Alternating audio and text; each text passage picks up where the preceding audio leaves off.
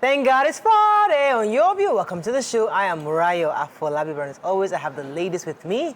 Hello, Mariam Longe, published author. How you doing? How is our book doing? Book is doing well. Oh, we're still getting people buying, and so thank you Please remind us the name and the... Oh, it's called Vultures to the Rescue, the Cleanup Crew. It's a children's book teaching everyone, children and adults as well, you know, about the important roles that vultures play in maintaining the balance of the ecosystem. It's a fantastic book. I've only heard rave reviews about the book, so I'm truly proud of it, and I'm happy that I'm making my own impact in the environmental space. Exactly. Yeah. So how was your original banter? Anything happening this weekend? No, thank you for that. How you doing, Toby? What's up? How you doing? What's some plans for the weekend? Thank you. Yes. So now I can understand why you were invited for World Vulture Day, because when she said it that day, I was like, vulture. It wasn't Okay. She always assumes that everybody still knows. We have to keep reminding people. Some people don't know for the first time. So once in a while, just throw it in. Okay, I will. She's the vulture mommy. Yes. How you doing? Any plans for the weekend? I'm fine. No, well, I plan to stay with my children and my husband for the weekend. But something happened that I really want to speak about. My friend, so we hosted an event together. She hosted the virtual events, I hosted the live event. And after that conversation with her, we began interacting. And next thing I hear that she entered a cab in Abuja and she was stabbed. Is that your friend? Yes. And next thing, the hospital they took her to refused to attend to her. Kidding me? You know her? I know her personally. Oh, sugar. The first day I had an interaction with her, we spoke for over 30 minutes. That's the kind of person she is. And when she passed on, we now found out that big organizations also, she had volunteered for all those organizations, Wimbies, Gemstone, Feladuro Toys, Gemstone. So she was somebody that was valuable to the country. And for her to just have gone like that, it was so sad.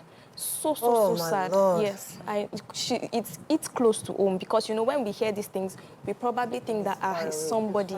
Yes, so I knew. I'm so sorry for your loss. I mean, I heard that story. It was quite pathetic that she went to hospitals, they couldn't return to her. Yes. But it would be nice to hear from the hospitals, know exactly what happened. And we discussed recently. We said we have to do a topic on this hospital issue. People go in there and people saying they cannot heal them, they can't treat them for. Take them I don't get emergency. that. That's a police report. Yeah, but I thought I was expunged. I thought the police had told us. The police have come on this show many times. I'm told us that that's not the reality. Sad. So we really need to work on this. I'm so sorry about that. But we're grateful that the Senate has taken it up. Yeah. And working on it. Investigating. Yes. How you doing, okay? I'm good. All looking blue. Oh, it's a Blue Friday. Yeah. So anything happening? Yesterday was beautiful. World Teachers Day. Yeah. It was so good.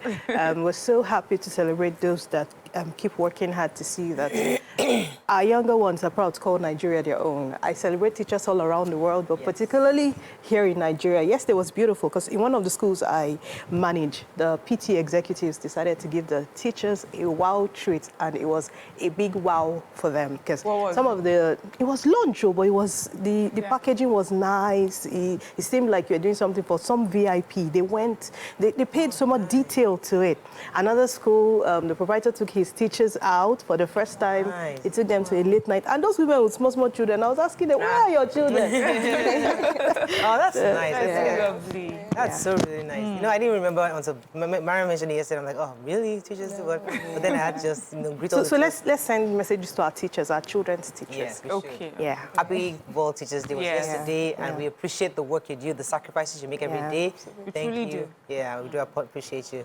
It's Friday. Let's go on a quick break. When we come back, we go through the front pages of the papers. Stay with us. We'll be right back.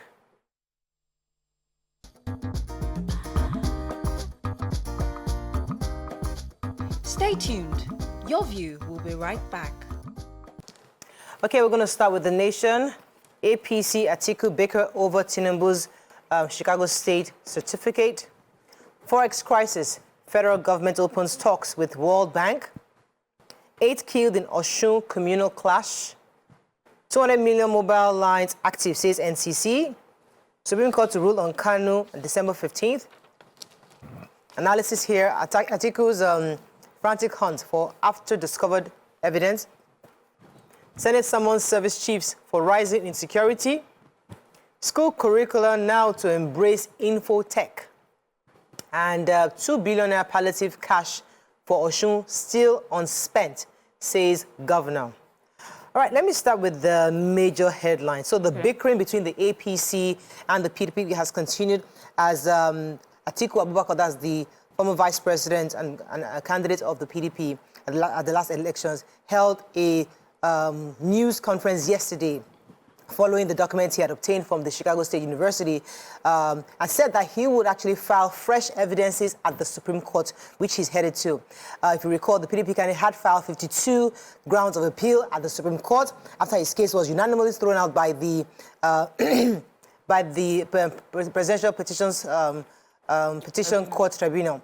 Now, so he's going to be filing additional, saying that, according to him, Atiku is going to be filing 2 counts. At first, the president had submitted a forged certificate to INEC, and secondly, that the qualifying certificate from Southwest College to Chicago State University bears a female name, indicating that that document does not belong to the president. However, the APC has said that the president, that the former VP is only chasing shadows. Said that PDP has thrown away every decency, decorum, dignity, and national respectability out of the windows on his purposeless judicial voyage of discovery to the United States in search of a magic wand for taking power against the will of the Nigerian electorate, loudly expressed in the last elections. He said that the berated Atiku's desperation, noted that the former vice president's action was unbecoming of a statesman who once occupied the second highest office in the land. So we'll see how that goes with the Supreme Court. Yeah.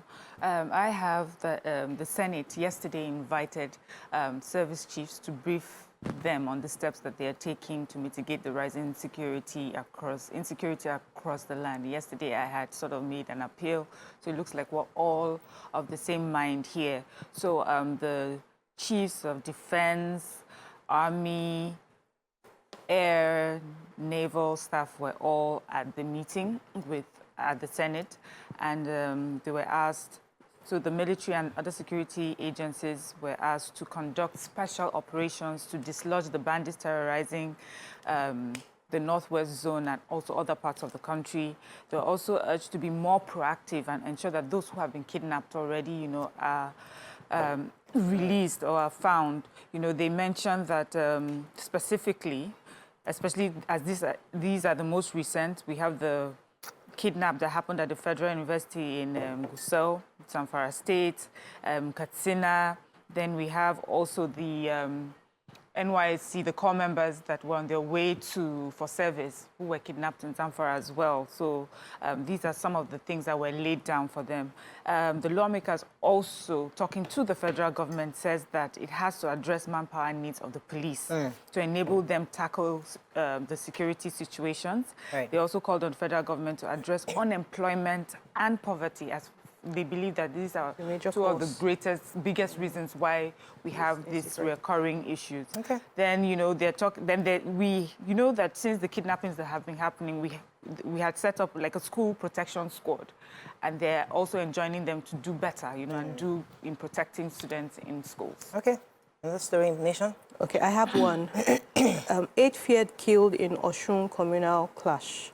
There was a clash between Ilobu community in Irekpodun local government area and Ifon, headquarters of Orulu local government areas of Osun State, and it was quite dangerous because 8 people have been confirmed dead. The DPO was also shot, but the state police commissioner Yemisi Opalola has reported this, and also trying to see how the Jagun of Ilobu community can take responsibility for this. So it's still quite an issue. We hope. The good news is the NYSC members were evacuated from the place before the issues broke out. About 30 of them. So I have NCC 220 million active mobile lines in Nigeria. The Nigerian Communications Commission (NCC) a lot of mobile lines. Had said that the number of active users of mobile lines in Nigeria are 220,716,000. He made this known at the 18th Abuja International Trade Fair organized by the Abuja Chamber of Commerce and Industry yesterday.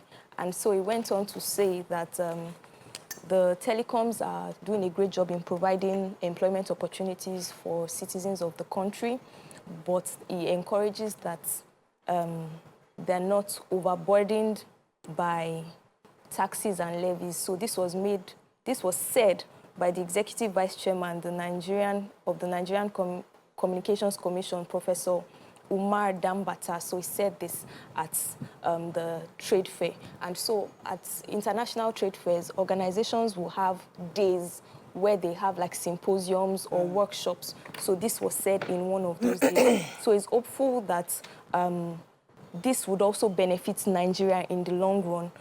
And he also mentioned that the number of active internet subscribers in Nigeria is about 159 million. So those are the number of people that use the internet in Nigeria. It's good news. So it's good news, but it's our prayer that there's a ripple effect on the economy such that it is globally recognized, not just here in Nigeria. I don't think it's even good to be able to identify people. So now we have a way to access almost every citizen, which is a great thing. The Punch. Chicago record, Tinubu betrayed me. I'll fight till Supreme Court's verdict, says Atiku. Picture here, NUT demands more reforms, teachers to undergo internship. Lagos-Abeokuta highway remains a death trap, motorists lament. Tinubu approves 25,000 naira monthly grants for vulnerable pensioners. Disregard request for my impeachment, Ayedatiwa writes CJ. Manufacturers experiencing toughest period in history, says Man. Depots deserted as petrol landing cost hits 770 naira per litre. And Works Ministry seeks 217 billion naira to repair 260 roads. Okay, which story are we starting with? I will start with the National Union of Teachers. Okay. As Ronke had earlier told us, yesterday was Teachers' Day.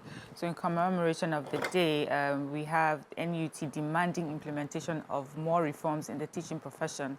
The national president of NUT, Titus Amba, says that the country required a total of 175,000 qualified teachers needed to fill the capacity gaps in schools across the country.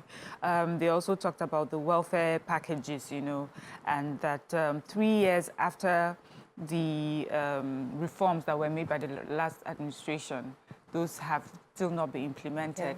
Yes. It's also sad to find that there are teachers, retired teachers, who their pensions are a lot less than the current minimum wage that we have today. So, we do have some states who were reeling out like the new packages that they have, welfare packages for teachers. And so NUT is asking that these be implemented. Our president also lent his voice to, to the call and says that they will be seeing an improved wage going forward. So well done, our teachers. We see you. We hear all the issues that that you have to deal with, and I hope that this administration really does better for teachers. All right, let me just quickly throw in one more story before we go on a break. The chairman of the Manufacturers Association of Nigeria, Odiri Area Magazine, said that the manufacturing sector is currently experiencing the toughest period in the history of its existence. They were speaking yesterday at the annual general meeting, and there was a theme where they specifically said that since the pandemic, exporters have struggled with reduced international demand, coupled with domestic economic challenges such as high exchange rates, high cost of energy, multiple levies and taxes, port congestion, unending insecurity, infrastructure challenges, and so many others. She was also saying that that these are really, really tough times, and they're hoping that the federal government can reconsider the 34 deserving exporters that were stepped down by the 9th Assembly from participating in the promissory notes program. So, I mean, they really, really need help, according to them. These are really tough for them, and we all agree that we need to export more, manufacture to export, and that hopefully the relationship that they have with the Africa, that's Africa Continental Free Trade Agreement would also enhance exportation to other African countries. But according to them, they're having serious issues with exportation because of the current economic challenges, and hoping that the federal government can do something to really mitigate this trend. Let's go on a quick break. When we come back, we continue with our review. Stay with us. We'll be right back.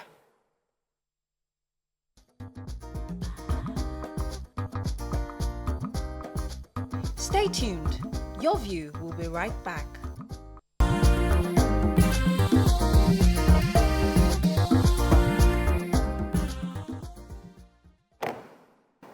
Thanks for staying with us. We're still reviewing Punch. Toby, have a story? Punch? Yes, please. Okay. Tinubu approves 25,000 naira monthly grant for vulnerable pensioners. So President Bola Tinubu has approved the payment of 25,000 naira monthly grants to vulnerable pensioners captured in the expanded National Social Register of the Conditional Cash Transference Scheme. So this was made known by the Minister of Humanitarian Affairs and Poverty Alleviation, Betta Edu, and she said this on Thursday, stating that the Labour Congress, the Nigerian Labour Congress, should work hand in hand with the government to ensure that there's a register of, like a database of the vulnerable pensioners that would benefit from this. So this would come from the NLC generating the register. Exactly. And not... I like that. Yes. So and now not the that's the government. collaboration that Yes. should be seen. That's, Okay. and Give so, us the list, Yeah. and we'll pay them. and we'll pay them exactly, which is like a good thing To earn as their against trust. what we've Yeah. always Yeah. had in the past, that is the government that is bringing. Yeah. And so this I think Like that's that. a good is one. really, really exciting. This was made known in the president's speech on Independence Day when he committed 25,000 naira for 15 million households for 3 months. Yeah. And so this will be commenced next month. We would like to hear what Punch, NLC or thinks about that. All right.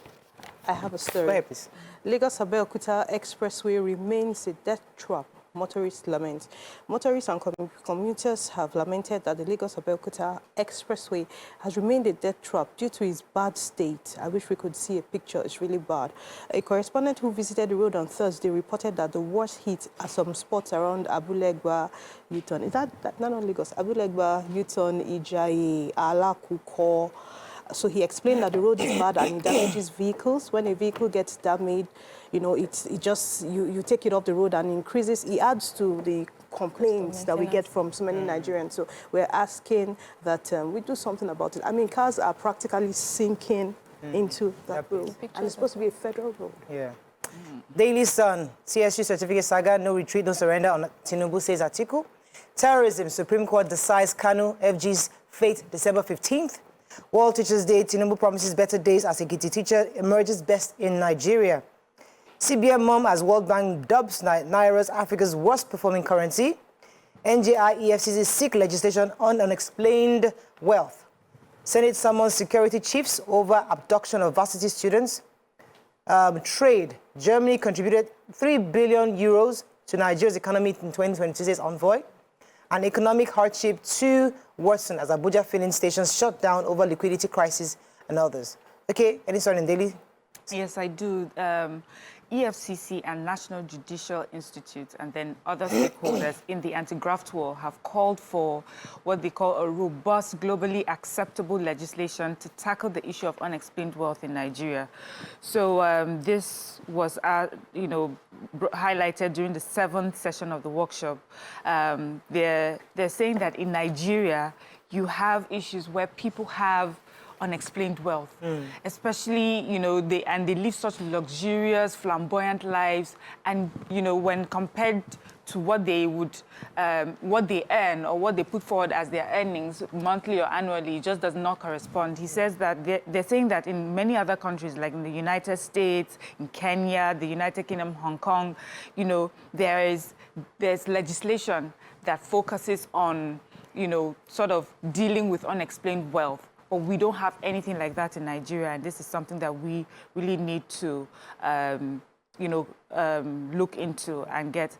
The thing is, especially in Nigeria, where we're talking about drug Substance abuse. trade, the drug trade, we do have a lot of people who we would say, oh, they have so much money. Where are they? How are they earning their money?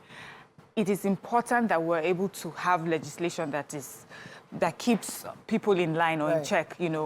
If you're unable to, if you're unable to explain your wealth, and that would cause that there's a legislation against it, you be careful how you earn your money. And I think it's a good, step in the right direction. Okay, another story in Daily Sun. Yes, I have a story.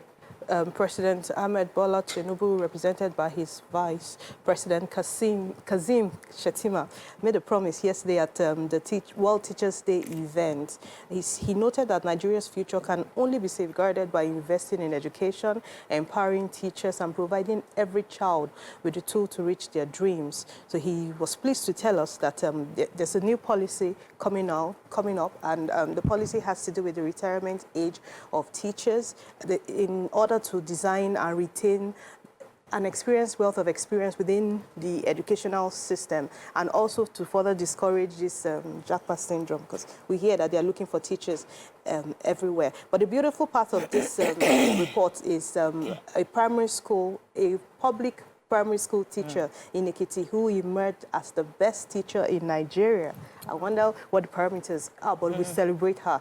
She was given a car, and other people from private schools all the way. I think Rivers State even took it up to not just the federal level, also within the state, and so many teachers had brand new cars yesterday. Thank you, Nigeria. Lagos started something. Lagos started, yeah. I remember the first year, a few years ago, about 12 teachers, and I think it increased to 13 teachers. Yes. So I'm not sure this year, but I know that every year the governors were giving them cars and public school teachers, and they're doing amazingly. Yeah. My mom was also in that That's space, but she didn't get a car. She has to work harder next time. She's even retired now.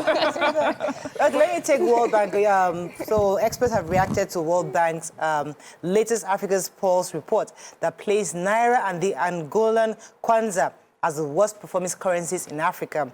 The Global Bank in the report noted that Nigerian Naira experienced nearly 40% depreciation in this year, 2023, noting that the tumbling was unprecedented and bad for Africa's biggest economy. Other currencies in the sub-Saharan Africa with flunking currencies include the Sudanese pound, Burundian francs, Congolese francs, and so many others. Well, according to this report, CBN is still mum. Did not say anything about this so far, but experts said the development must be treated as a wake-up call to take decisive actions to arrest the free fall of the Naira.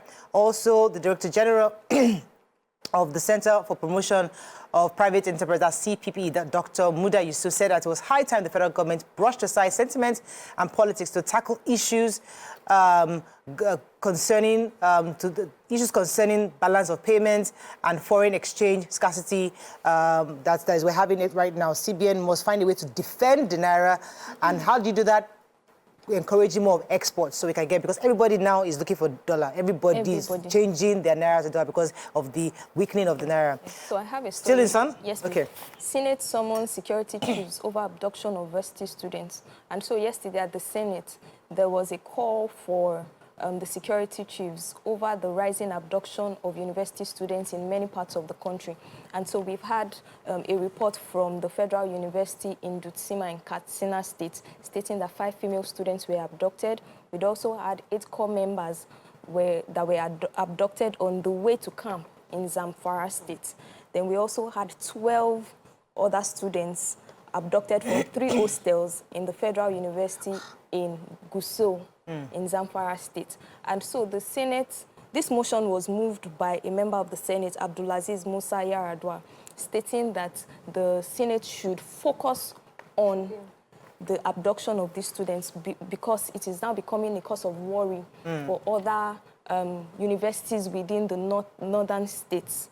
And so the service chiefs, the security chiefs are being called upon to resolve this, and then there's also going to be a date where they are going to call all these security personnel within the country to really focus on those areas to bring a lasting solution to this, especially for our students, our undergraduates, and our core members. Great. Moving on quickly now to the Nigerian Tribune. Let's find a story we've not taken at all. Ensure local government areas get allocations directly, not through governors, says Afebola to Tinubu. Sex scandal, why we arrested suspended Unical professor, says DSS. Supreme Court slates December 15th to determine Nnamdi Kanu's fate, and impeachment disregard request from Ondo Assembly. Adegborowa rewrites Ondo CJ.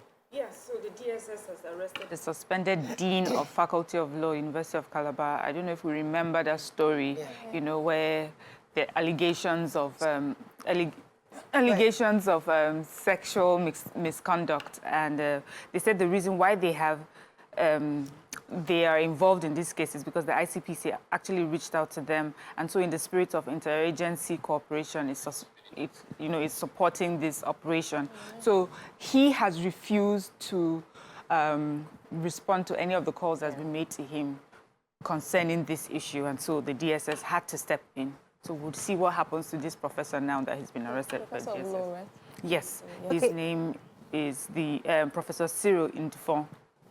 All right, so let me talk about local government allocations. So the founder of Afe Babalola University, Ado-Ekiti, Abuada's Are Afe Babalola SAN, yesterday tasked President Tinubu to ensure that local government areas in the country receive their allocations directly from the federal government. We've been discussing this for years, and the debate has been ongoing. And according to him, he says that many governors have hijacked these local government funds because the funds go straight to the state government before they then send it to the local government. He's saying they should be getting it directly from the federal government. He spoke while declaring open the 8th edition of the Afe Babalola Agricultural Expo, an annual gathering of farmers where they are empowered by Abuad. He explained that releasing funds to the council areas would enable the administrators to contribute to the socio-economic development of the communities, especially supporting farmers. I'm suggesting that local government areas should be empowered. Each local government should set up farming equipment to farmers to hire. They should also earmark large hectares of land for farmers to farm. Aside from even farming, we need local government to be really empowered to really bring government to the people. Potholes in the neighborhoods, schools repair, security health for centers. those little things. Grassroots issues. Yeah, they really need to be empowered. So some states hijack their funds. Other states give them, take the salaries from the money and then give them the rest. So it depends. It really needs to be clear where the local government starts, where the state's government starts and where it ends. Want to take a story? I think I've run out of time. No, I just wanted to buttress what you mentioned. In the rural areas, food is actually also very cheap.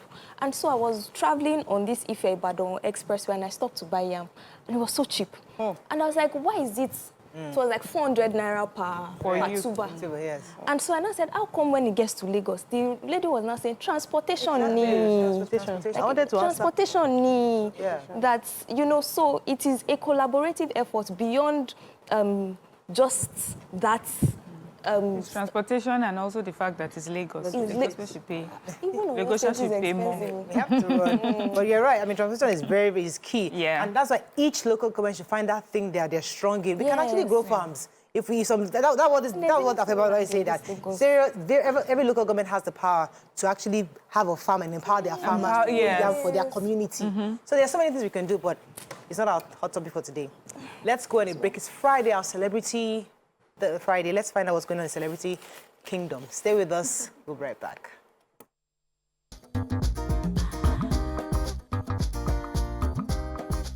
Stay tuned. Your View will be right back.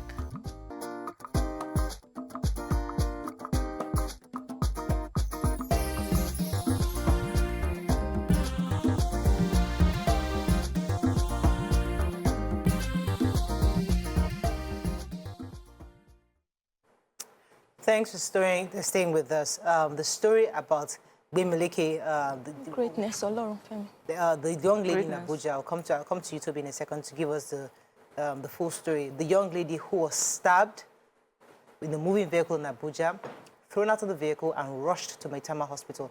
The report, according to Punch, was that she was taken to the hospital and they refused to take care of her. Since that story broke, the National Assembly has instituted a committee to investigate the IGP actually, to come and give a report on what happened. They're also finding out from the Minister FCT to see what's going to be, what he's doing to tackle the issue of insecurity even within Abuja. But there's so many angles to this story. The issue of insecurity, the fact that somebody could stab somebody in a moving vehicle. How is that? Who is monitoring? Who's ensuring? Who's looking for the killers? The killer. The second part is the fact that she was not accepted in the hospital, allegedly not accepted in the hospital. We thought it was the right thing, the human thing for hospitals to at least treat an injured person first before finding other documentation to follow. But today's conversation really is to readdress this issue, which we just talked about so many times on this show, but this is another opportunity to bring this matter to the fore. And we'd like our viewers to call us. Those of you who have experienced something like this, please call in to share your stories so that government can hear and know what to do going forward and how to tackle this issue, because obviously somebody's not getting the memo from the hospitals as regards what the laws are or what's acceptable in matters like this. You can call us on numbers on your screen, 081 076-41679, 0902-4163440. You can also tweet to us at TVC Connect. Please hashtag YourViewTVC so we can read your tweets. So let me let you share the story again for those who didn't hear you doing the paper review. Her name and what you read about. Okay, so her name is Greatness Olorunfemi. Greatness, yeah. And so she had gone out on this particular day. She had entered One Chance, these vehicles where kidnappers are usually in. Maybe sometimes with the aim of stealing from their victims. And so she had gone in. Nobody knows what happened inside the vehicle, but she was stabbed and thrown out of the vehicle.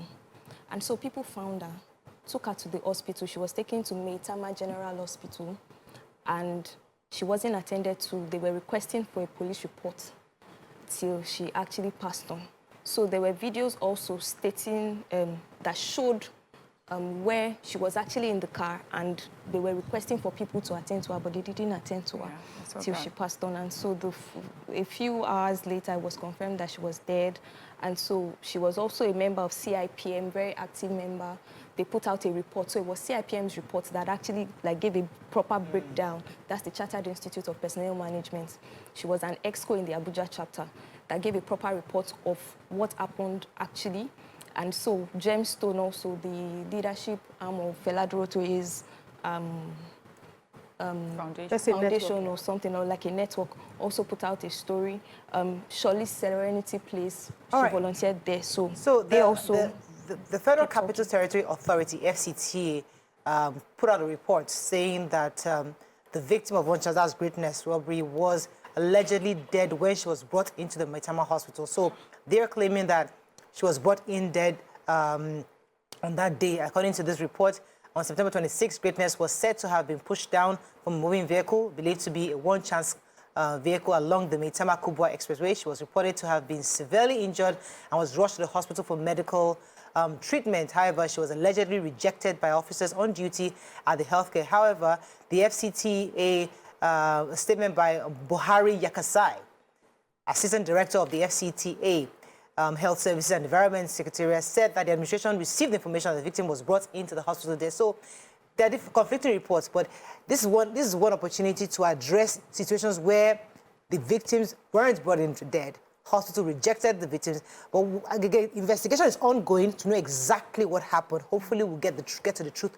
of this. But let me come to you, ladies. What are your thoughts when you hear this? Okay, so first of all, there was a video on social media. Yes. And layman, from watching across the screen, that person in that vehicle didn't look dead to me at that time. She seemed like she still had life within her.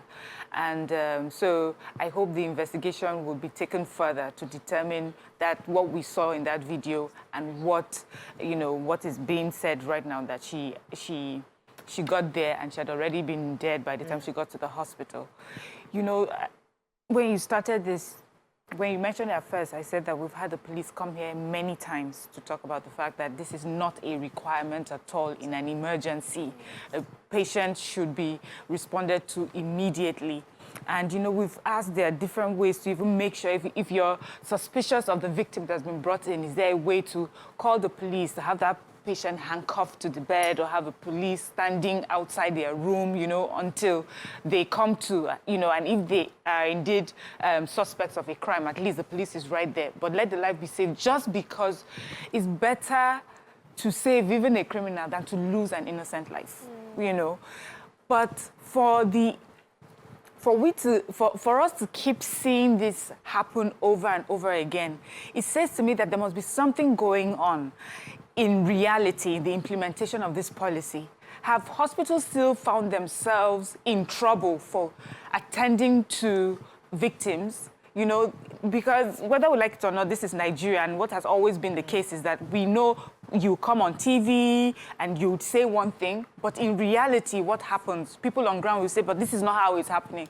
So are hospitals still finding themselves getting in trouble with the police if they attend to victims without getting a police report? Because the sort of people that work in a health facility, nurses and doctors, you would expect that what would move them, first of all, is just that empathy, the zeal to want to just save a life. Right. So I don't even know how a person can watch as life is just leaving a person and think that, you know, if you don't have a police report, I'll let you go. I've heard so many times of nurses and doctors where they have patients who are unable to pay their bills, you know, and they need health intervention. They give it to them. So why is it that you bring someone who is bleeding, who is obviously needs help at that point, and then you close your doors to them? So there has to be something that's happening on the ground. Let hospitals and patients and families of patients tell us exactly what's happening on the ground. For when they bring victims in, who, you know, how do they relate? How does the police relate with the hospital after, if they've given them treatment? Let me come to you, Ronke, your thoughts when you...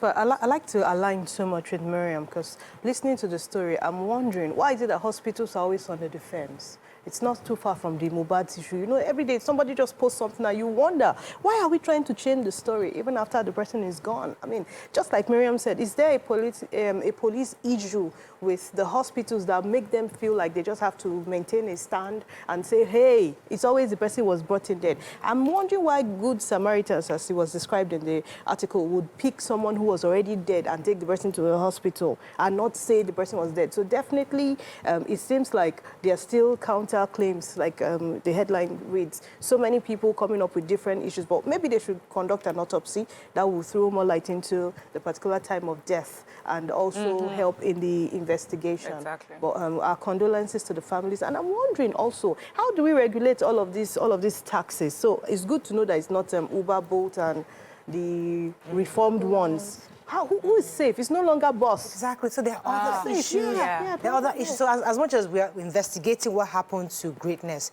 we also need to tackle the issue of insecurity, how we're protecting our people who are entering public transportation, how we're ensuring the safety at the bus stops under some kind of a watch. Or, you know, they now have CCTVs across major highways. You know what's going on.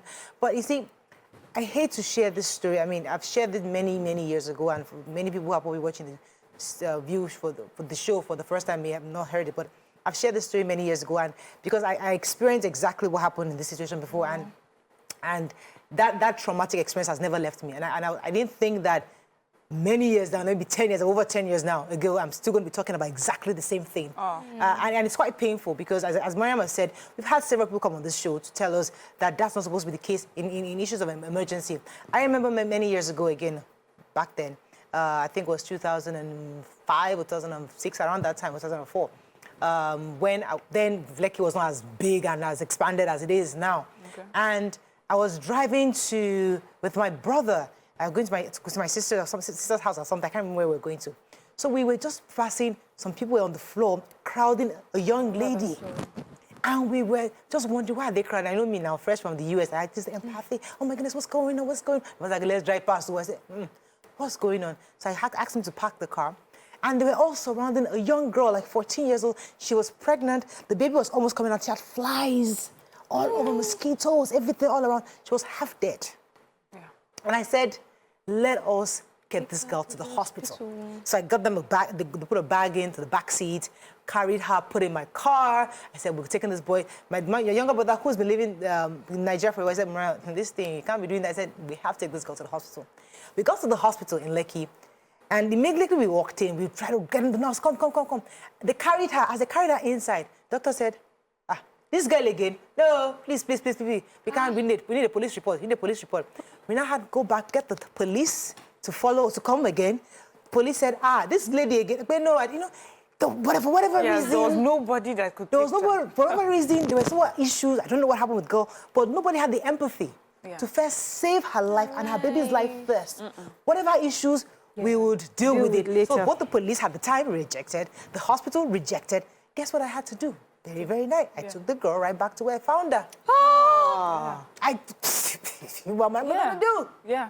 And as depressing as it, I mean, I don't know if she even passed on or if God somebody saved her, but till tomorrow, when I see these stories, I remember that time. I'm like, what could I have done? Because then we're thinking, if I had taken her to another hospital, someone would say, go to Ikoyi. So if I carried her, she died in my car, that would have been... So, because I had a family member to follow, so that there was somebody from my family member that... But the thing is that the police was also involved. They were also involved. So I said, bro, please, let me just return her way. I don't want story. So that is the Nigerian story that I had at the time. I was hoping that by now, the information is out there that no matter who is injured in an emergency, say first. Life first. Well, so it's quite painful and it's very traumatic. I've never taken that picture off my head. I still have the girl's face in my head right now as I'm speaking to you. I mean, you've shared that story, and I have that story in my head. I've told many people in my family that particular story. I've had second-hand trauma from listening to that. Just imagine leaving someone in that state, and then to have to deal with stories like that 10 years after. Yeah. You know, as a Nigerian, you're just this is the PTSD that these Nigerians are suffering. We want to hear stories like this and hear how it has become better. And then we can refer to how it used to be so terrible in the past. What is happening that there's a police officer and the hospital in the same room and there was no agreement who would take up saving that girl's life? So go ahead. Mario, back to your story. I know it's almost 20 years ago, but no emergency centers? You know, then, the lake was not as expanded. Yeah, it was just like lots of sand and lots of, so it was really difficult at the time to even know where it was. The next hospital for me at the time was all the way in Ikoyi, and I was just scared of this girl cannot die in my car, in my custody. Because my younger brother had warned me, Morel, let us not get into this. You are still fairly new here. Don't go and put us in trouble. But thank God I had a family member in the car, and I had the police in the car. So they saw it. So when I got back, the community just said, they were hoping that something happened. I said, I'm so sorry. There's nothing. The hospital rejected her. I can't remember exactly why the hospital rejected her. I think she had been there before, something happened, whatever. We can't even remember. I can't remember the story anymore. But so the point is that we really need either the Inspector General of Police, the same way we saw Governor Sanwo-Olu go to, is it Apapa recently, commanding those people. Maybe we need Inspector General of Police to himself start going to hospitals in various places across the nation. Guys, you have to treat an emergency. This police report thing, somebody needs to go, because until Nigerians see them, maybe they come out verbally, put a police, not a report, do a press release, something, or not a press release, what do you call that thing? A media briefing where you're constantly talking to us about this, because you can't keep having the same story all the time. And then repercussions also. Saying that if you do not attend to this, we will shut down your hospital or something. Because there are even people with... I think that's that's why these people are always apprehensive and want to just reject the person. So I feel we should act differently. Let's have some of the top people in the hospitals tell us where the concern is, so that the police can also work hand in hand and people are safe. And churches should also help. Churches should help. How churches help? How do churches help? Or religious organizations, how? You're not rushing that person to a church. You're rushing the person to the hospital. That's where you take them. There used to be a time where people would rush them to pharmacies or chemists, and they say, no, that's not a proper hospital. Take them, and then go to hospital and they say you don't have a police report. I agree with you. We need to. We've called, many times on this show, we've called the police. We need to start calling the hospitals to come and explain to us why exactly. Tell us, even if it's behind the cameras, tell us what is happening that makes you forget your humanity in situations like this. And they actually might be cost somewhere. I'm thinking there's cost somewhere. You know, when people just get to the hospital and they say drop 200,000, drop 300,000.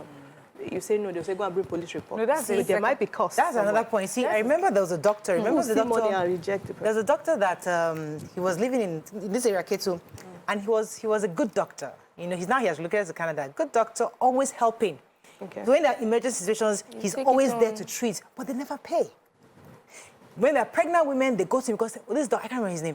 This doctor was such a good doctor. He will treat you. He will help you deliver your baby.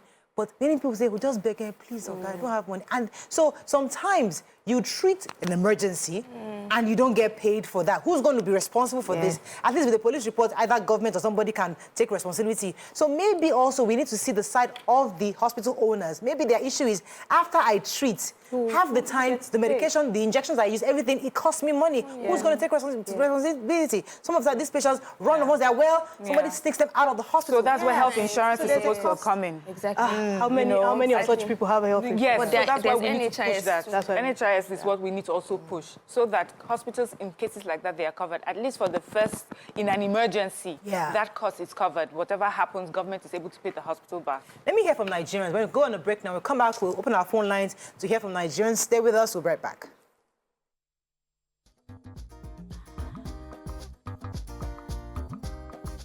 Stay tuned. Your View will be right back.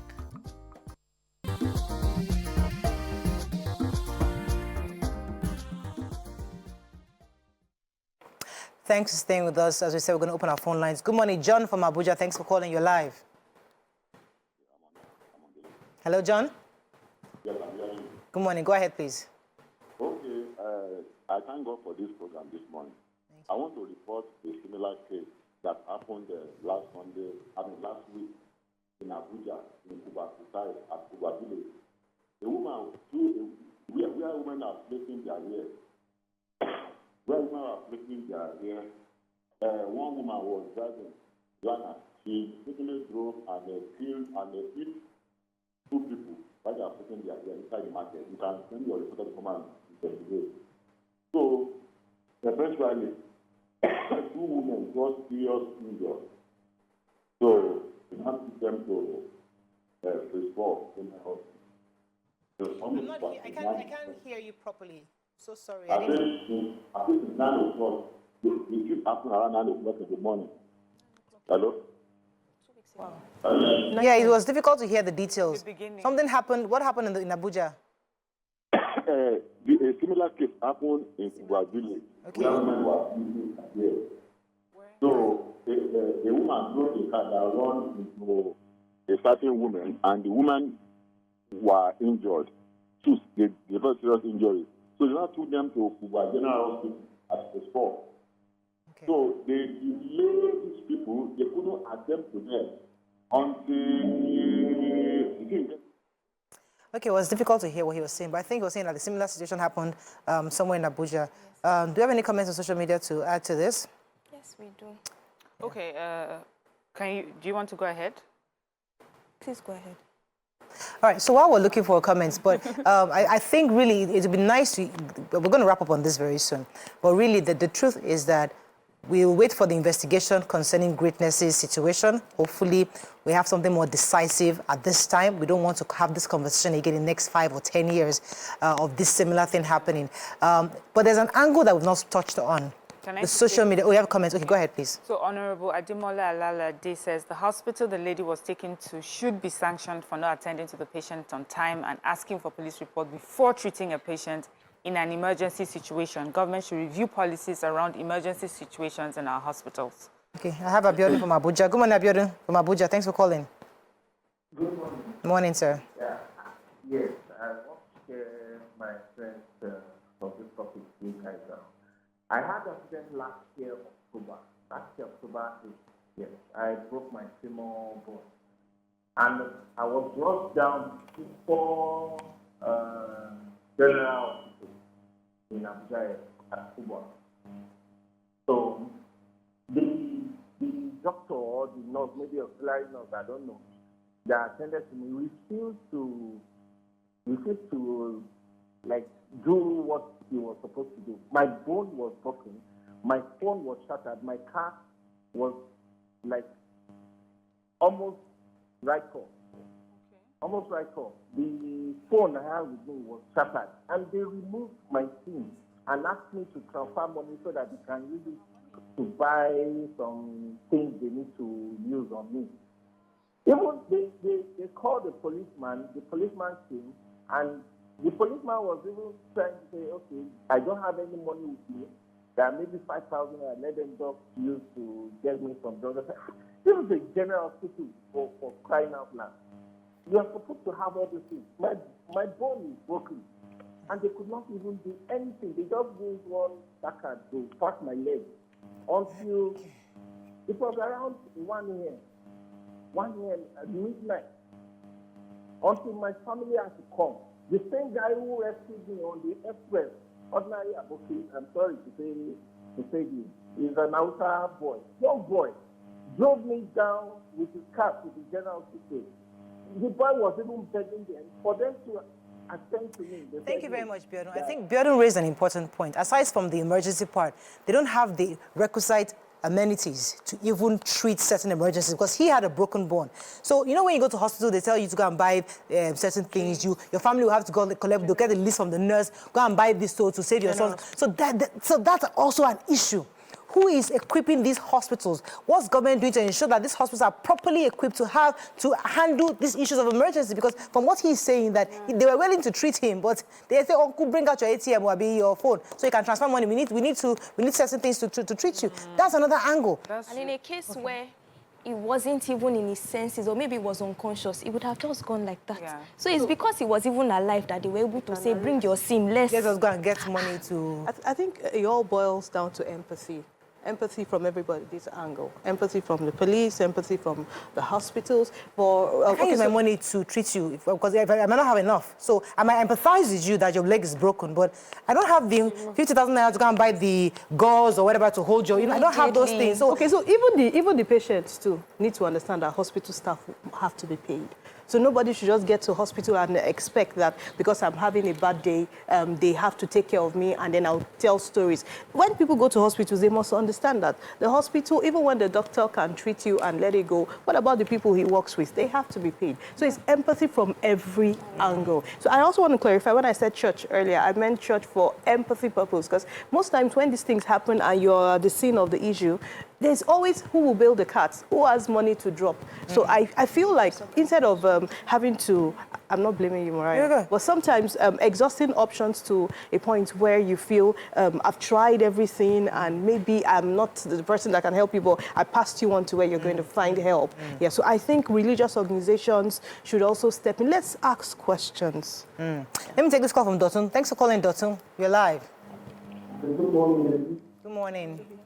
Okay, from my own view, according to the video we saw, the hospital was shown and that girl was still alive. That's one. Then another one is this. You see, government has done their own part by giving rules and regulations.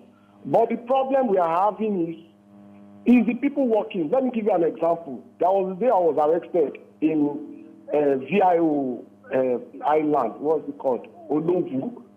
So my driver's license was collected, and it was stated in their office that if your vehicle is being impounded, you will pay for demurrage. Demurrage will be charged. So after making every necessary payment to pick my driver's license, the lady there said I must pay for demurrage for my driver's license. I said, but it's not part of this. He said I must pay. So I checked. I saw the sector commander's number. I called him and I explained everything to him. So he said I should go and give the person the phone. After I gave her the phone, she was like, sorry, sir. When she handed over the phone back to me, she didn't give me my driver's license. She waited for her boss to come, and I don't know what she explained to her boss. When the boss came back, he was like shouting, threatening me that if he decides not to give me my license, what do I do? People there, I have to start begging for me to collect my license. You can see the government has done their own part, but those working there is the problem. Okay. So, all right. Thank you very much. I have a comment here that I'd like to read. This person says the Red Cross International has consistently assisted the Nigerian police force since 2017 in reaching out to hospitals across the country that police reports are not required to treat victims of crime. Anyone can Google the Red Cross International in Nigeria. The information is there. Thousands of posters and handbills on this information were printed and pasted in the hospitals and distributed across the country. Billboards about this information were also positioned in strategic locations in the country.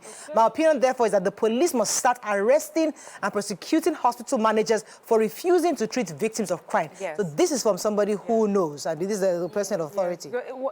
In fact, what you said earlier, even though we said, oh, that may have been too much, is that there has to be a punishment. Because if they can get away with it, then what will make them stop? So now we know exactly that it's about money. And they just use that police report to cover up for that. So you come in and they don't think you look like you can pay for your bills. They'll let you go. And the sad thing about an emergency situation is that you can never tell. You are seeing someone who is in their worst state ever. So how do you tell if the person can pay or not? But that's aside, I remember a story. Someone said that when they had traveled from Lagos to Dubai. They got to Dubai and this person collapsed. He had a heart attack. He said he was immediately whisked to the hospital and was taken care of. He said he believed if that happened to him in Nigeria, his own country, he would have died at the airport. So there's also that thing about us where we need to do better. We need to put things in place, you know, health-wise, facilities in place. And this idea, see, I don't want to blame, because you brought up the point where, you know, we need to have empathy for hospitals and the hospital staff. I agree with you. So that's where government needs to make sure that where a hospital has given its services for someone in an emergency and that person absconds for whatever reason, that they can go somewhere where they are compensated for that. Then you will encourage hospitals to always give help when they see it. But truly, you know, this issue of sending people away when they are when they're in an emergency situation does not sit well with me. You know, as we said, there have to be different ways that you can do this. Even if the person is unable to pay, can we get a group of people who can put a few amounts of money together towards this person's bill instead of thinking of sending away a bleeding person? I just still can't get in my head how you send somebody away that's dying. There's an angle that we've not touched on. The angle is that some of this internal sabotage, where as a hospital staff, I have siphoned the hospital's resources. So, for example, I hear that some nurses or some doctors, maybe they use government equipment for maybe personal use, their personal offices. All the stuff is supposed to use for emergency. Either you sold this, you know, all those internal sabotage. Where when an emergency finally comes in, because we don't have the equipment, I'd rather pronounce them dead on arrival because it's the easiest thing to get away. I don't want wahala with the CMD. And because you ask, where are the various things you're supposed to do to attend this person? Oh, it has finished. We don't have anymore. But sometimes, these are just speculations. We don't know. But some people are saying that there could be internal sabotage where what government has provided has been stolen or been siphoned or taken away, such that they can't even treat an emergency. So they'd rather just say, dead on arrival. That's the easiest thing to get away with it. We have said many times that we do not think that hospitals and hospital workers face the consequences of some of the malpractices that happen there. Yeah. You know, not only sending off people who have come in emergency situations, people who are in the hospital, and then there's a mistake in treatment because of your, maybe, you know, not really paying attention, inefficiency. Things happen like that. People die in hospitals, and there's really no accountability. They seem to be able to get away with it. So there has to be a body, an independent body that is not so much part of the medical system that it feels, oh, these are my people, I need to protect them. That is able to punish those malpractices that happen within the health sector. But there is a body. No, there is a medical body that can call you and, you know, and discipline you. But sometimes you find, sometimes you find that because we know you, this is a professor that has been with us for many years, he's such a good man, this may have been a mistake, and then you let that person go. I agree. I can only imagine the number of people that would have died this way without being in the newspapers. So greatness was somebody that, because people knew her, they were able to amplify this story. This is similar to a case of one of my friends also, Moradon Balogun, about 3 or 4 years ago. I remember the hospital. I mean, happened here in Bagada. I remember in that. Bagada. Yes, we took that story. Same scenario. She was stabbed, taken to the hospital, police report, and by the time they took her to General Hospital, she died. In fact, it was that story that made us bring in, I think it was the Badmus, the DSP, Dolakwa Badmus. Then she came here and she was very, very emphatic that it is not longer required. Remember that story very, very clearly. So beyond, it is no longer required. We hear that over and over again. What can be done? Because we think that these things are far away. I mean, they're not as far as we think that they are. We know that somehow, if we as a nation do not stand up to really, really take this on as we are all Nigerians, it can eat anybody. Yoruba say, ole taba anybody. So we should please take it on. Yes, comment says, we need to stop making excuses. I think Nigerians should be made aware that they can seek legal aid to sue these hospitals. That's another thing. Yes. So, well, we'll have to wrap up on this, but as I said, on this is really sad we're having this conversation, but we'll wait for the police report, we'll wait for the investigation from the Inspector General of Police and also in the FCT Minister, especially the issue of safety. A full investigation will give us a 360 on all the various angles, what happened with the hospital, issue of security, even the person that gave the news, the reporter, I think was somebody who took her to the hospital was the one that said that it was because of police report. That's also an angle of the social media sensation, like, oh, it's because of a report. We don't know exactly what they asked for. So the different parts of this, we don't even know if indeed it was because of a police report. We'll hear from the hospital. They're also saying that she came in already dead, and we saw the videos. The videos did not look like that. The videos said otherwise. So let's wait for the investigation, and let's hope that this will put a total cap on this and make the soul of this dear one and many others who have died through the same similar circumstance rest in peace. Amen. Let's go on a quick break. When we return, move on to another topic. Stay with us. We'll be right back.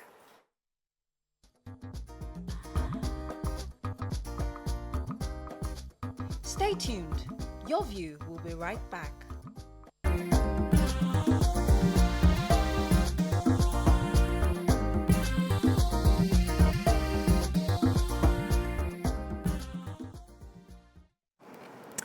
Thanks for staying with us. So, in the celebrity world, things are happening between the AY comedian and Basketmouth. Many of you know that recently AY was in an interview with Chude where he was talking about his experiences and referenced the part where he had this grouse with Basketmouth for many years, and he also asked for forgiveness on all that's happened between both gentlemen. And then shortly after that, we saw a video where Basketmouth came out to also say that apologize to everyone who's hurt or who has affected their career somehow or the other. And he specifically referenced AY and also apologized. This obviously got a lot of people talking, different angles, people discussing, is it genuine, is it real, is it true? Could this be because he wants to do something in a show coming up? Or is it truly sorry? Is AY, are they back together now? Are they now buddies? You know, but it brings up the conversation concerning friendship. It brings up the conversation concerning apology. It brings up the conversation saying how long would it take for you to forgive a friend? How long would it take for you to amend a broken relationship? What are the things you think would have to play out before you accept an apology from a friend? These are conversations that are happening. We just touch on what happened with Basketmouth a bit, but the real crux of the conversation is about friendships, apologies, and moving forward. You can call us on the numbers on your screen, 081-07641-679, 090-241-63440. You can also tweet us at TVC Connect. Please hashtag YourViewTVC so we can read your tweets. Who'd like to go first on this apology video? Toby, you want to jump in? Abba. Okay, so for me, when I saw the video, you know, at first when it started, I was like, yeah, maybe it's actually serious, you know, because he had this straight face, and you know how it is that Basketmouth can give such a straight face when he's speaking. And then he goes on to now talk about his show. I say, publicity stunts. Because one, media blogs, media houses would take on the story. They will first put it as an headline saying, Basketmouth apologizes to... Yeah. As you see that one, you will click on it. It's now later when you now read, you now say, oh, at the end, he mentioned that his show... I think that was a good publicity stunt, personally. And I also think that when there are issues among people, I think apologizing should be private, not said publicly. If he really meant it, I know there had been issues where both of them had tried to, you know, amend their ways. But if sincerely wanted to apologize or he really meant it, I think a message, putting a call across to him, maybe even going to his home, would have sorted it out. So that's why because the fight was public anyway, so you might as well apologize publicly. Well, maybe he has even apologized in private. We don't know the details. We are just seeing what it is that is outside. And I think that in matters of forgiveness, personalities, the personality of individuals have a role to play. So for some people, immediately somebody does something, they just, I don't like what you do, guys, stop them.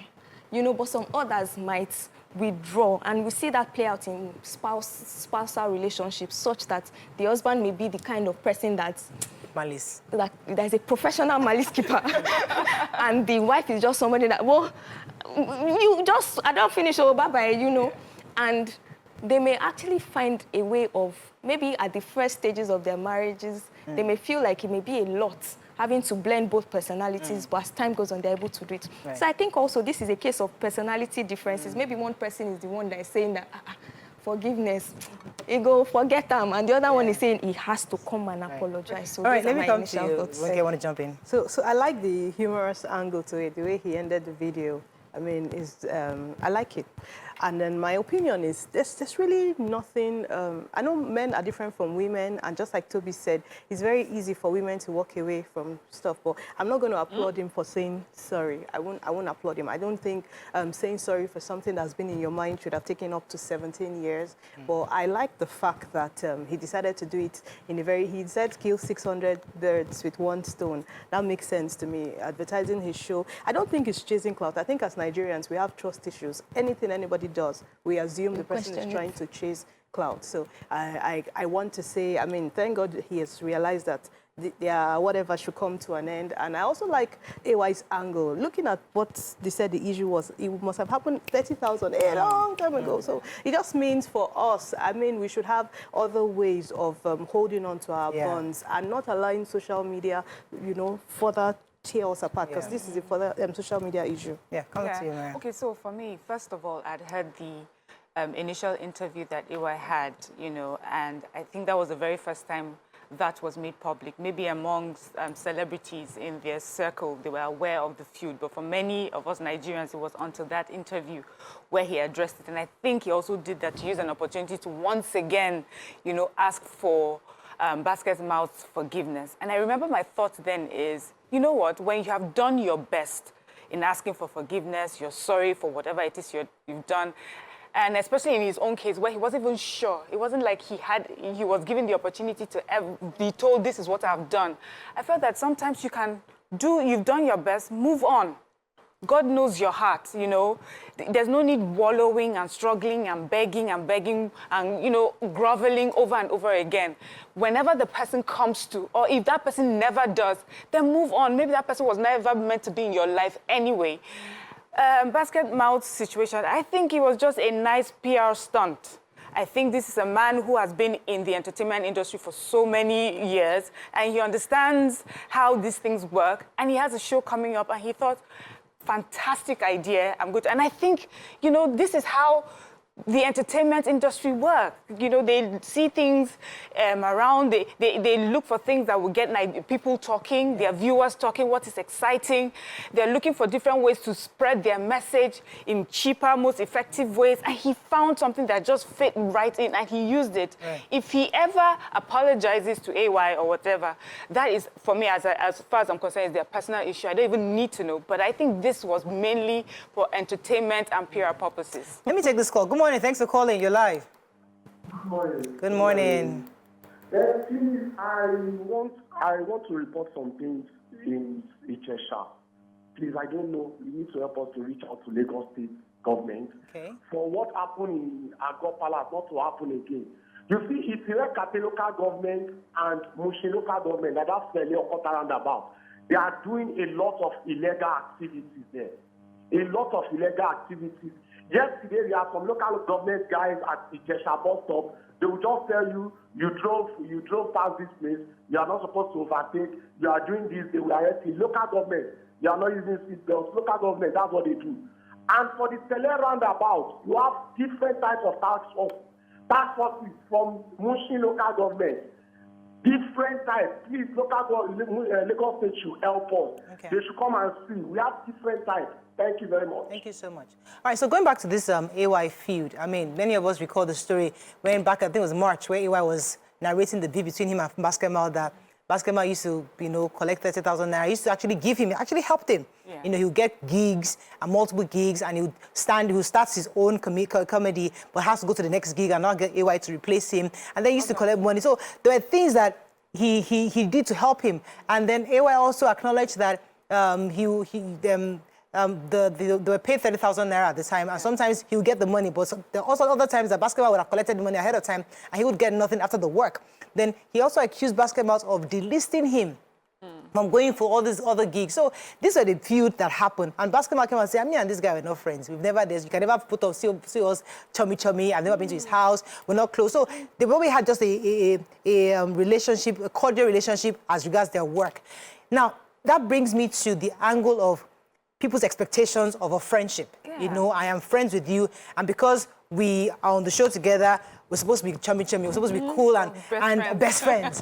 And we can't naturally draw a line of, listen, yes, we're cool. When it comes to work, we're buddies. But other things, and doesn't make us bad. It's just like, we're just not there. Yeah. Is it difficult for us to be able to draw that line between professional friendship and friendship? Yeah. You know, when this thing came out, someone says Nigerians need to understand that there are other terms beyond the outside friendship. There are acquaintances.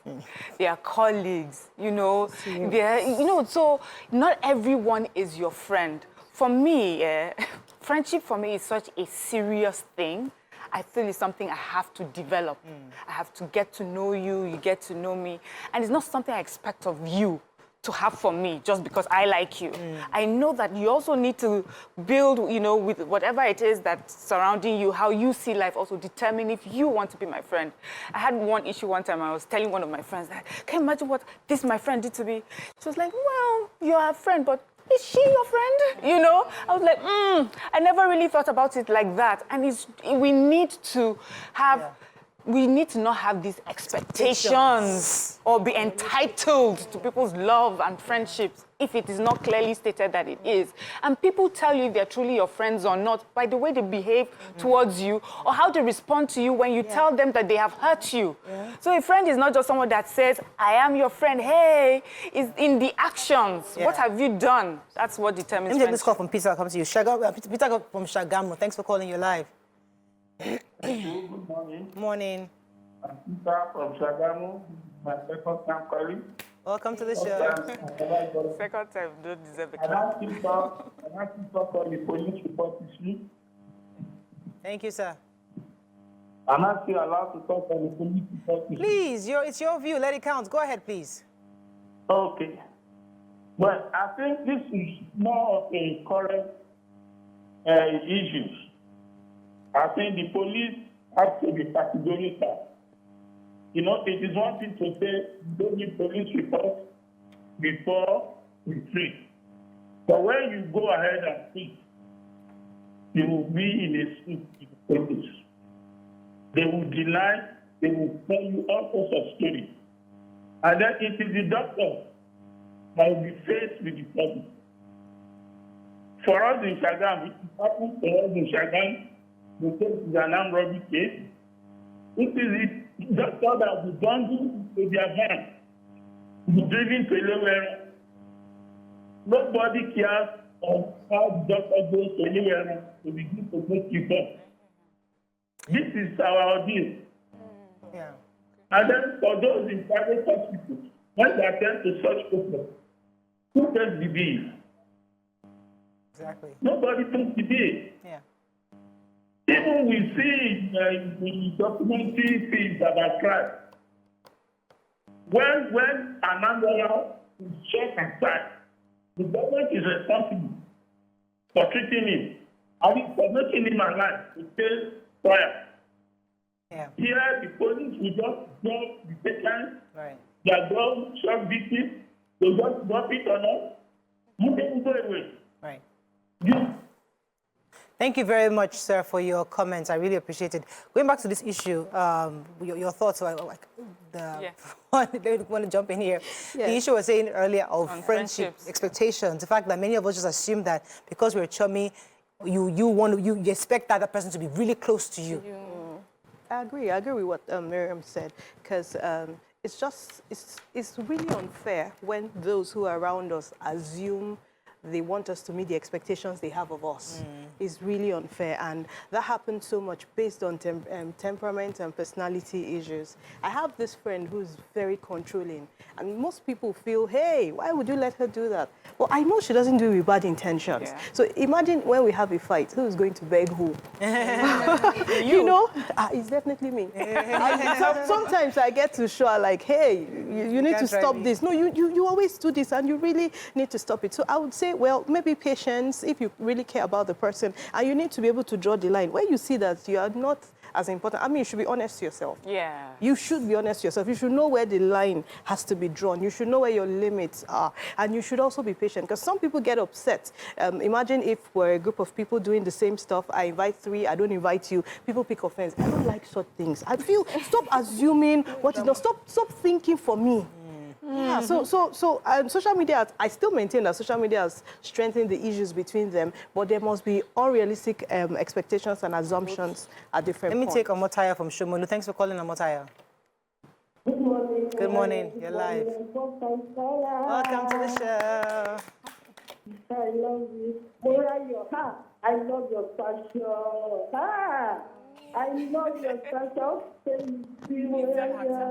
Thank you. I love your fashion so much. Thank you, Omotaya. I love your fashion. I want to be like you. Auntie. I don't have anything else to say. I want to be like you. You're making me blush on national TV. Thank you, Omotaya. All right, let's talk about this issue of asking for forgiveness. You know, many of us find it difficult. This took 17 years, this conversation between these two gentlemen. And I just think to myself, can I hold malice that long for some point with anybody? Like, really, why do we find it so difficult to address issues? So somebody hurts you, and you hold on to this for many years. Let's even leave AY and Basket for a second. Yeah, let's clarify that. Yeah. One party didn't feel that they were holding malice. Exactly. Because for him, it was in, I don't know you. Yeah. You're just a colleague, and I've moved on. Exactly. That's it. So the thing is that, so if we pack their issue for a second, I think in our regular lives, you know, where we have friends, and somebody hurts you so bad, how comfortable is it to hold on to that grudge for so long? I mean, it was asking for forgiveness, even though you know you did wrong. How do you just approach and address the issue? Auntie, I'm sorry for what I did. Forgiveness is a very, very tricky term when we speak about it. So for me, I find it easy to forgive when I've told you what you have done. So I tell you and I move on. If you like, apologize. If you like, don't apologize. Although my husband says, I like to hear I'm sorry. But I feel that once I've said it, it's off my chest. So the personality of individuals matter. But also there are people that, if they don't forget, their whole system begins. So for me, I first have tummy ache. I'll be having a headache because I feel that this person has done something wrong and I've not been able to speak to it. And so even medical experts will say that most illnesses, when we're able to trace it, it's maybe an underlining emotional or something that speaks about unforgiveness. Maybe you're holding on to things in your mind. So this unforgiveness, when we speak about it, is not just forgive and let go. You are doing yourself a favor by letting go and accepting that really what this person has done, there's nothing I can do about it. It's just for me to just move on. Carry a grudge for anything. I'm telling you. I feel the physical impact of carrying a grudge. Like, I would be sick. I need to address it and address it soon. But one thing is, once I let it go, I'm gone. So I'm done forever. And I don't need an apology back. I don't need love back. I'm not in a corner feeling also sorry for myself. I move on. If you give me the opportunity to sit with you and talk it out with you, it is so freeing for me. I can't hold... Imagine me coming to work and I'm holding a grudge. I would forget because I will greet you one day. I'm like, oh, I love your outfit. Then I remember, oh, I'm supposed to be carrying a grudge, you know, so it does not work for me. Good morning. I have a call. I think Jane? Oh, Tracy. Tracy, thanks for calling. You're live. I'm a first-time caller. Woo! Welcome to the show. Okay, so let me make it quick. I've been in a situation whereby I was in an emergency situation. And luckily, I was attended to really fast in a government hospital in Abuja. But while I was in the hospital, a lot of people told me how they were rejected and referred. So from my own personal experience, what I feel is there should be a budget by our government for emergency situations. And then government also needs NHIS for low-income earners, especially people in the urban areas or rural areas rather, so that when they are rushed into the hospital unconscious, either their phone number, their SIM card, or something, maybe their name is attached to their NHIS.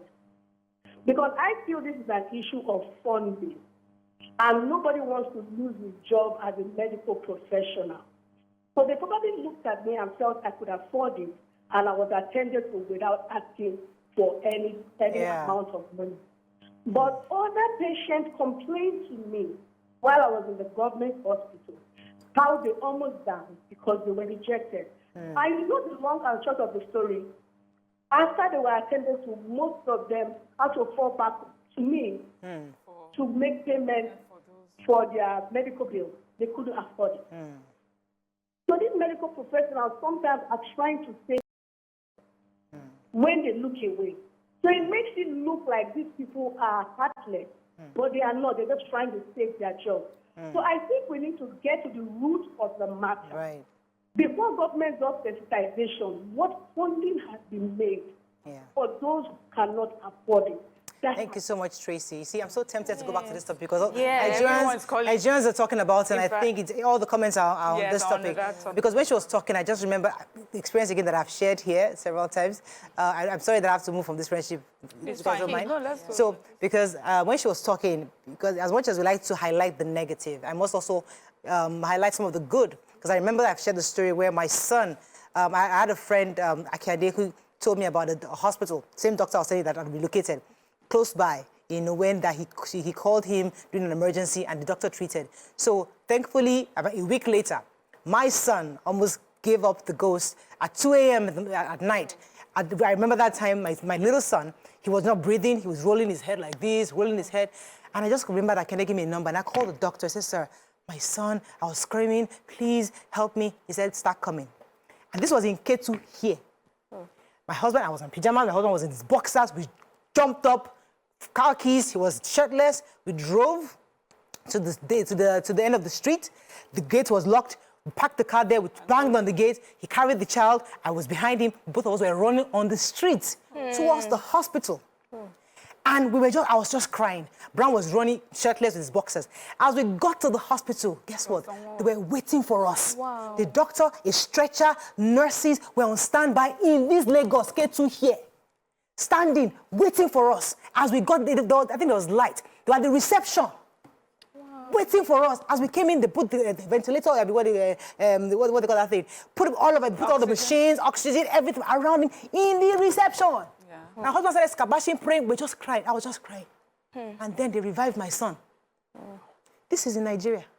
So they are. So now, when I had the conversation with that man later, he said, listen, we do these things. But you see, nobody pays. Thank God you are able to pay. But people come in like this, we treat them, and they leave. So a man like that, you now tell him to treat an emergency. I mean, he is just one of the trillions that we have. He has relocated to Canada. But this was a situation that happened to me, not just. So I don't want to take away from the positive of that story, right?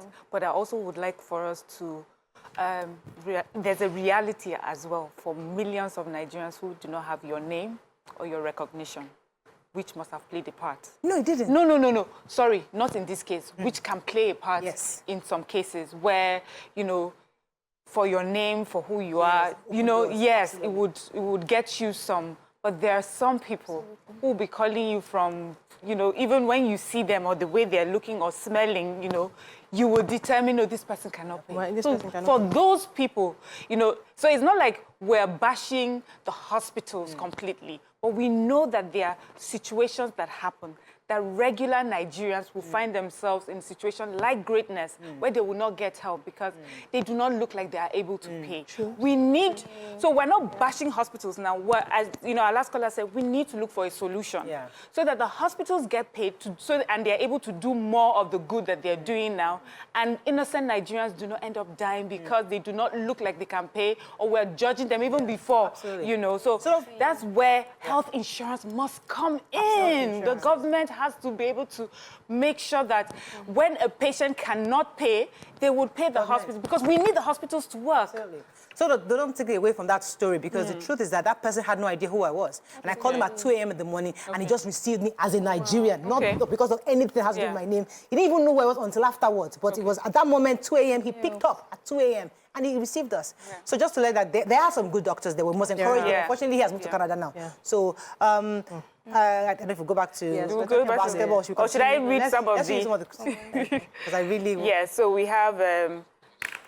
Babalola Samuel says, aunties, please, how many times have they done adverts in Nigeria to show love and values for life? I've watched people, a pregnant lady, rush to the hospital. This person calls out UPTH in Port Harcourt, and they left her till she died. And that I can never forget for the rest of my life.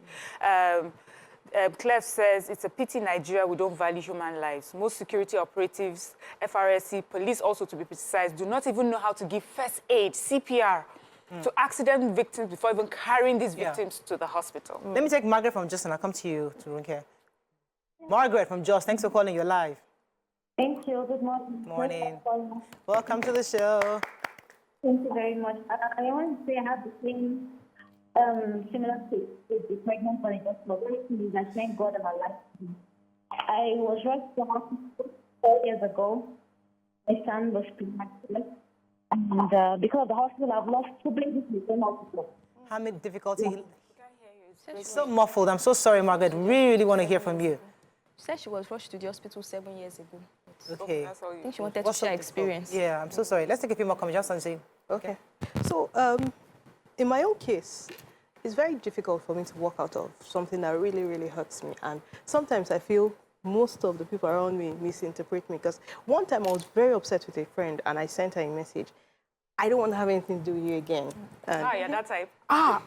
You know, it got to her husband, my husband, a lot of issues, my mom, my sister. And my mom said, even if you don't want to have anything to do with her, must you tell someone I don't want to have? Because what she did, in my head, I just felt I can move away from this. But the only way I'm going to move away from this is just stay on your own. Don't, because you know what people do? They hurt you, say sorry, and assume we should go back to where we were. And for me, it's very difficult. You can't just do something like this. Give me time to process it, and then we come back to it. So I feel when you have friends, now we're cool. That was a number of years ago, and I guess I just had to mature from it. And I remembered what my mom said, next time you're upset with someone, don't, even if it's in your head, you keep your distance. But I mean, it was so tough. It was so tough, yeah. Fine. I know that. I know that feeling. That feeling. Yeah, Mariam, want to jump in? No. Okay. Give you comments on social media. We're still on basketball. We're going back to the health. I think a lot of Nigerians want to talk about the health. Yeah. Go ahead. Any comments you have? Go ahead. Just read it out. Yes. So, Afsa says, imagine out of 20 cases an hospital handles in a day, 10 of them cannot afford to pay. How will the hospital survive to continue saving lives? Uchechi says, I have a doctor in Owerri who doesn't care who you are. He will treat you first before asking for anything. He trained abroad. He's one of the best doctors ever. God bless him. Let me take Yakub. Yakub, thanks for calling. You're live. Yeah, Mario, good morning. Morning. Yeah, good morning to everyone. Quickly, because I would like to touch on this topic, and then I'll very fast and short. The first topic. Sometimes, Mario, when you go to like all these public hospitals, I'm talking about general, and then quote and unquote some other public hospitals. Some time ago, I follow one of my friends there, and then especially the Ilepo, General Hospital Ilepo. Morayo, getting there, we saw a lot of crowd. And then in the midst of the crowd, some not just went first and then said, come, Alaji, come. If you want to save this guy, let me give you one hospital address. And then he gave to us. To my surprise, getting there, we found out that the same doctor that working there is the same one that holds the hospital.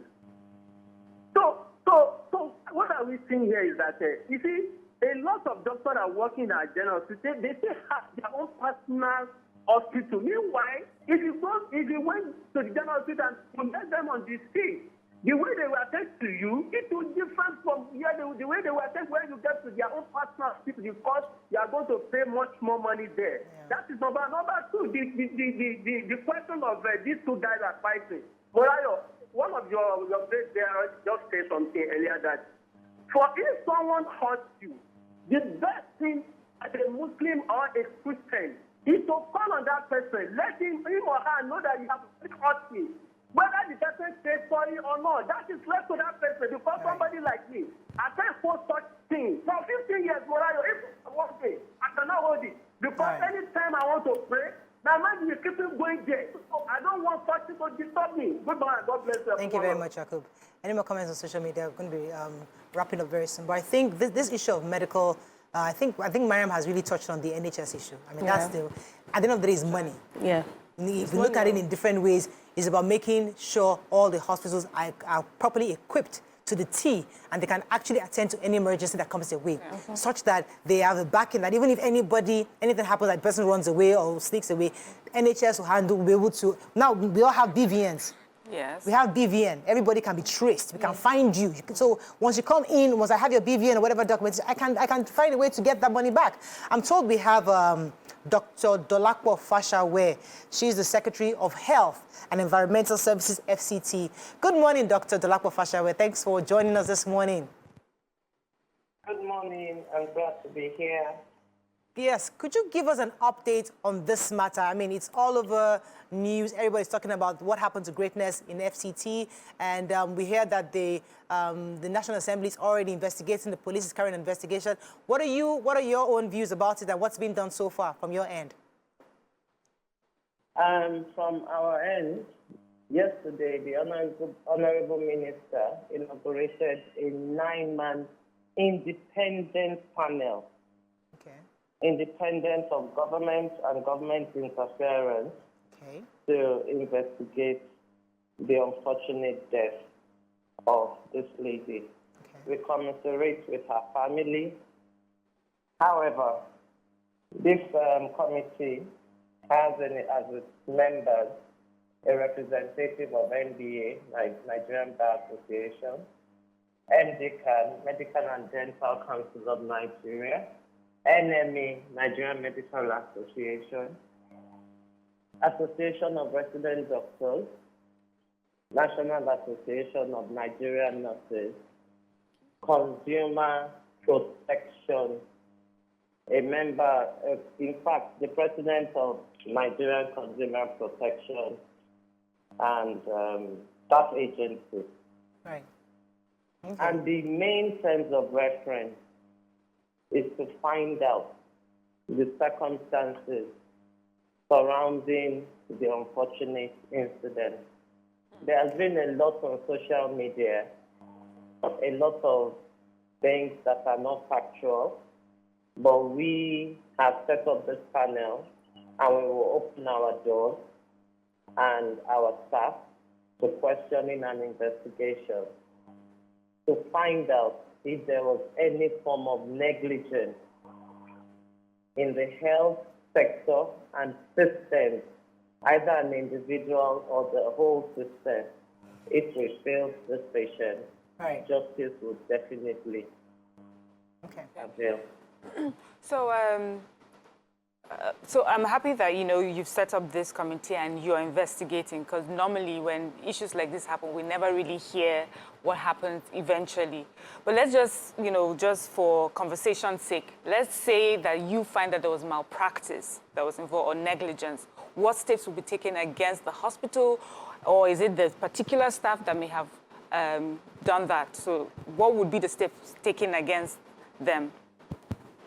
The objectives of setting up a committee is not only punitive. It is also to give closure to the family of the deceased, the bereaved. It is also to help improve or look into our system.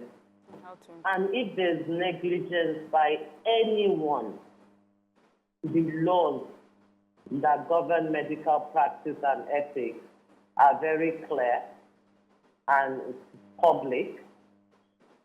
When the report is made public, we would definitely revert back to the law. I can assure you that. Okay. Okay, so going forward, what are the things, or what suggestions can you give to avoid issues like this or cases like this from happening in the future? Because we've seen so many cases over time.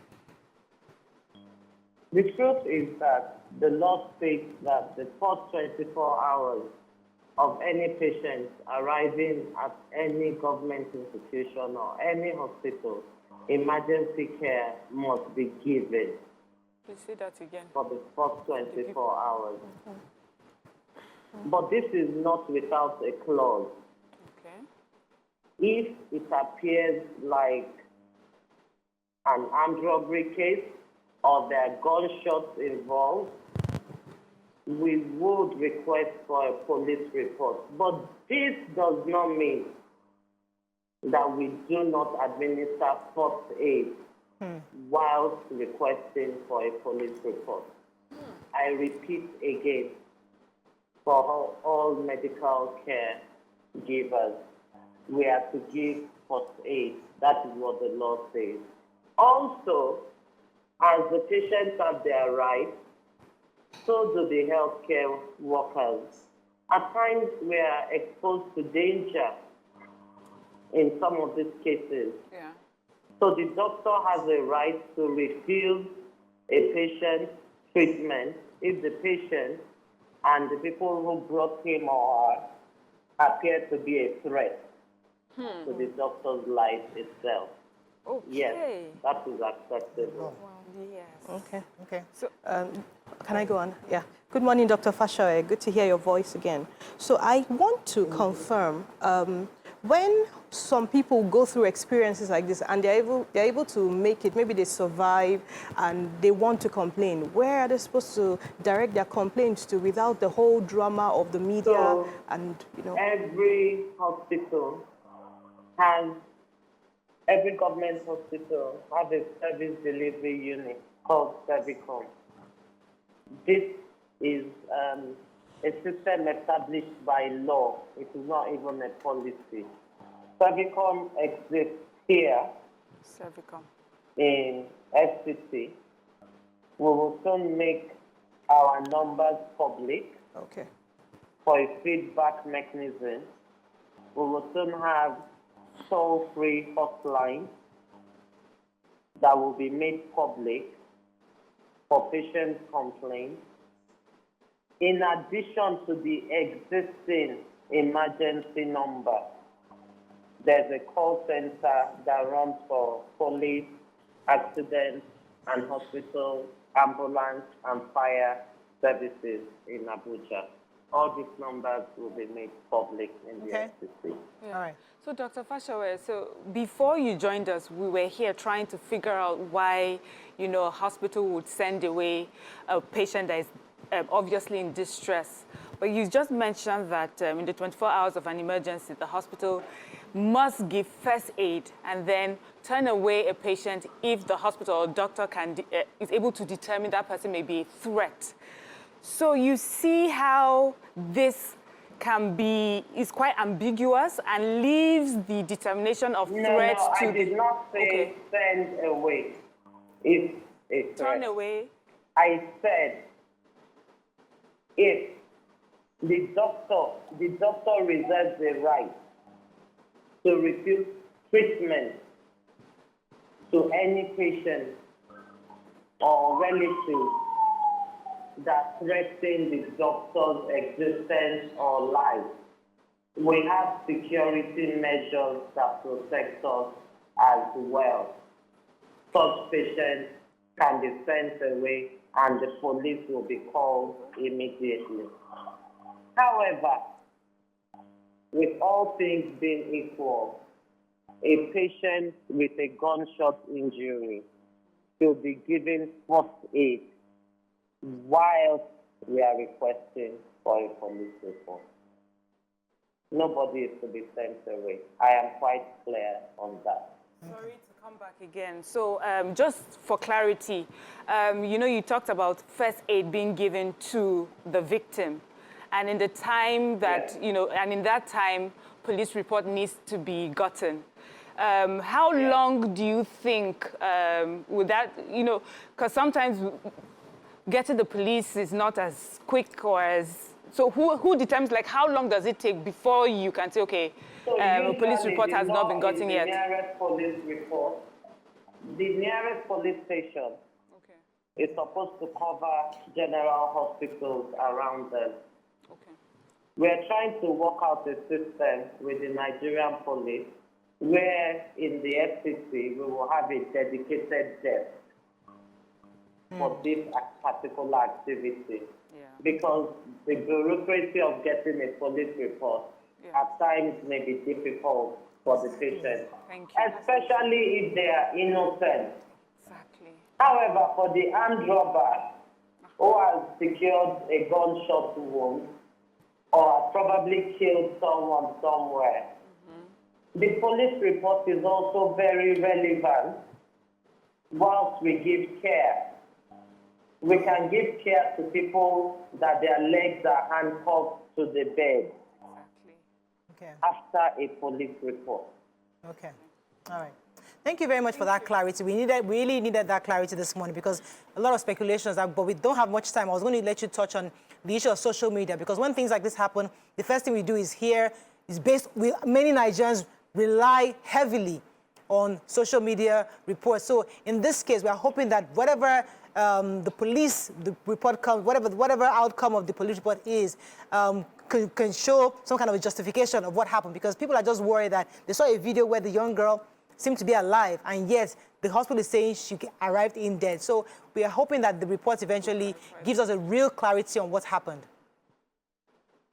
The report will, as in-depth investigation will be carried out. Okay. And a member of the panel is also a high-ranking pathologist. Okay, right. A member of the Association of Nigerian Pathologists Union. So we will be able to determine if she was brought in dead or alive by this independent body. All right, thank you very much, Dr. Dolapo Fashewe. Let me let you go at this time. It was a pleasure having you on the call this morning. Thank you. Have a nice day. Thank You too. Thank you, ma'am. So, I mean, heard it from her, and we all wait for the reports. I mean, it's quite painful, but at least we know that they're supposed to give first aid at the minimum. Yeah. And at least the first 24 hours, then you ask for a police report because there are incidences where you have armed robbers who come in and you can lead, his arrest and detainment can actually lead to resolving bigger crimes. So it's important for us to also understand the importance of police report, but doesn't negate the need, the urgency in providing first aid to any wounded victim. I think we can end on that. Yeah. Okay, that's all we can take on today's show. I hope you learned a few things as we have once again, our hearts go out to the families of greatness and we pray that indeed justice is served and this never happens again. Tomorrow, please join Veronica and the ladies on Saturday episode. See you then. Bye for now.